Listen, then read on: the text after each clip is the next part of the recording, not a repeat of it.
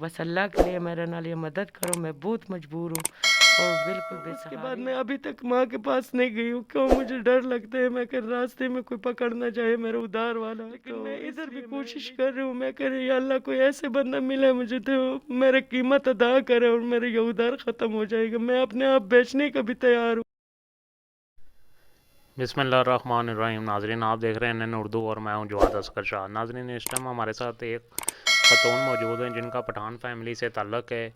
ये कर्ज़े के बोझ के नीचे दबी हुई हैं। पहले भी हमने इससे पहले भी इनका इंटरव्यू किया था। आएँ उसी बारे में इनसे मज़ीद डिटेल जानते हैं कि आया इनकी लोगों ने मदद की है, किस तरह से की है, और दूसरा वो पैसे का इन्होंने किस तरह से इस्तेमाल किया है। को अपनी ज़ाती ज़रूरत पर ख़र्च कर ली हैं, कर्ज़ा या कर्ज़ा उतारा है, कर्ज़ा अगर रह गया है या ख़त्म हो गया तो उसकी क्या सिचुएशन है, आए इनसे मज़ीद जानते हैं इसी बारे में। जी भाई, जो पहला आपने मीडिया की है तो उस पे मुझे लाख रुपए मिले। तो वो जो है ना, मैंने जितना जितना उधार है थोड़ा थोड़ा करके मैंने भेजे।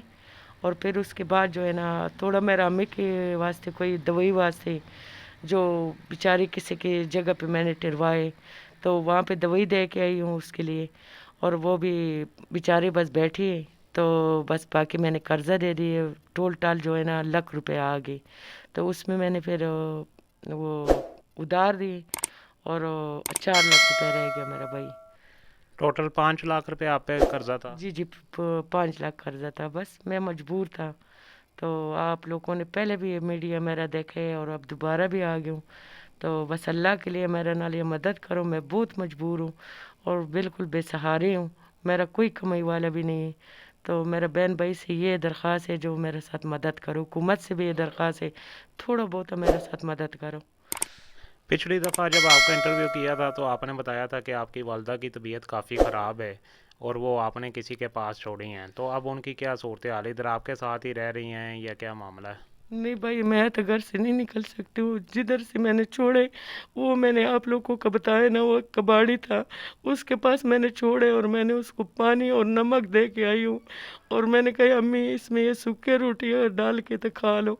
जब इन लोगों से बहन भाई से मेरे से मदद किए तो इनसे मैंने फिर जाके किसी बंदे का भिजवा के तो उसको दवाई दे के आई है, गोलियाँ वगैरह जो उसका दवाई चाहिए, उसका दिल का मरीज़ है।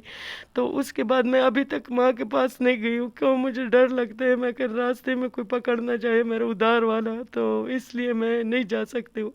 लेकिन मैं इधर भी कोशिश कर रही हूँ, मैं कह रही या अल्लाह कोई ऐसे बंदा मिले मुझे तो मेरा कीमत अदा करे और मेरा ये उधार ख़त्म हो जाएगा। मैं अपने आप बेचने का भी तैयार हूँ, लेकिन क्या करूँ, कोई भी मेरा कीमत भी नहीं दे सकती, मैं क्या करूँ।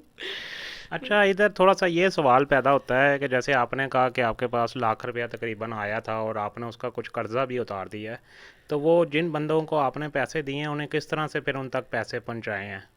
वो यहाँ पे जिसके घर पे मैं ठहरी हूँ इन लोगों ने वो पूछा है। मैंने कहा भाई मैं तो नहीं जा सकता, आप लोग कहते हैं हम लोग मेरा नाम नहीं बताना है और कहते हैं अल्लाह के वास्ते मैं ये मदद आपके लोगों के साथ कर रही हूँ, ये पैसे जितने जितने ये ले लो। फिर उसके साथ तब बात करूँगा जब मेरा सारा उधार ख़त्म हो जाएगा। तो ये आप हमें बताएं हैं कि किसी का हुकूमती एहलकार ने, किसी नुमाइंदे ने को आपसे बैतुल माल से किसी ने को रब्ता किया इस हवाले से? किसी बंदे ने मेरे साथ रब्ता नहीं किया। जब पहले मेरे मीडिया हुए उस पे मैंने ये बता दिए। एक जगह पे मैंने अपना सौदा किया लाख रुपए का, वो मैं कह रही नहीं भाई ये थोड़ा है। फिर दूसरी जगह पे मैंने सौदा किए 2 लाख का, तो फिर मेरे भाई कह रहे ये पैसे थोड़े।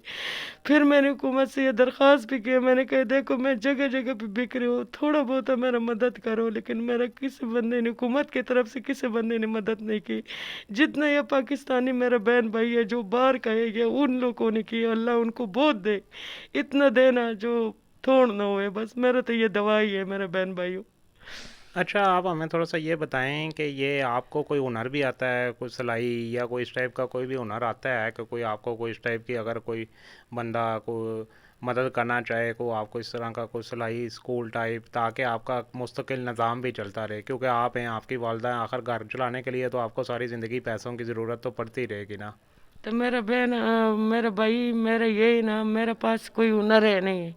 दूसरा बात है ना, जो मैं इधर चुप के बैठी हूँ, मैं तो इधर का रहशी नहीं हूँ। मैं तो इधर चुप के पनाह लिए और इधर बैठी हूँ।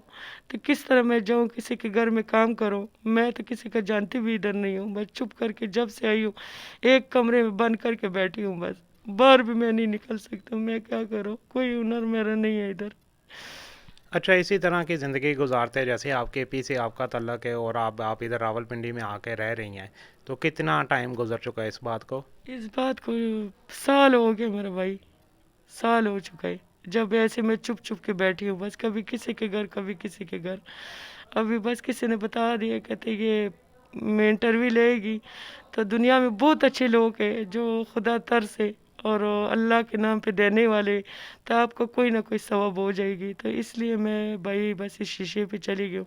तो थोड़ा बहुत मेरा मदद करो मेरा बहन भाई हूँ, मैं बहुत इस वक्त मजबूर हूँ, मेरा कोई भी कमाने वाला नहीं है, न मेरा माँ बाप है न मेरा भाई है, बस मैं हूँ घर में बड़ी।